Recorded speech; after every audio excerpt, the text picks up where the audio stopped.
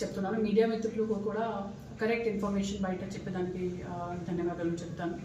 ఈ మొత్తం గొడవ గోపాల్ అండ్ కెట్టు మధ్య ఉంది, కానీ ఈ మొత్తం ఇన్సిడెంట్లో నూర్ మొహమ్మద్ ఖురేషీకి చాలా సీరియస్ ఇంజురీ అయ్యి ఉస్మానియా హాస్పిటల్ తీసుకుపోతే దారిలో చనిపోయారు. సో అట్లానే సంఘటనలకు సంబంధించి ఇప్పుడు కమ్యూనిటీ వాళ్ళతో కూడా ఇంటరాక్షన్ చేయడం జరిగింది.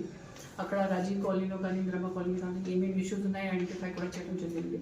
ఇవి వచ్చి కొన్ని రోజులు క్రైమ్ కంట్రోల్ మీద, ఇంకా డ్రగ్స్ గురించి కూడా కంప్లైంట్స్ మనకి ఇస్తాను. వాళ్ళ మీద కూడా స్ట్రిక్ట్ యాక్షన్ తీసుకుంటాము.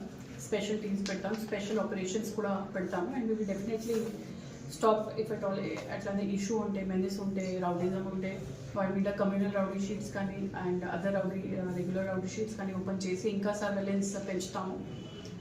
వన్స్ అగైన్ ఇది చాలా సీరియస్ మ్యాటర్.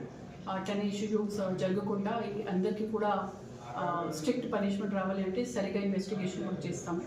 రిమాండ్ చేసి we will sure that they remain in jail, don't come out of jail.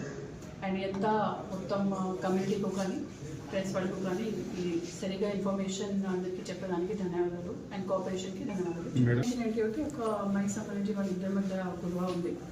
ఇప్పుడు వెరిఫై చేస్తున్నాం, ఫర్దర్ ఇన్వెస్టిగేషన్ చేస్తున్నాం.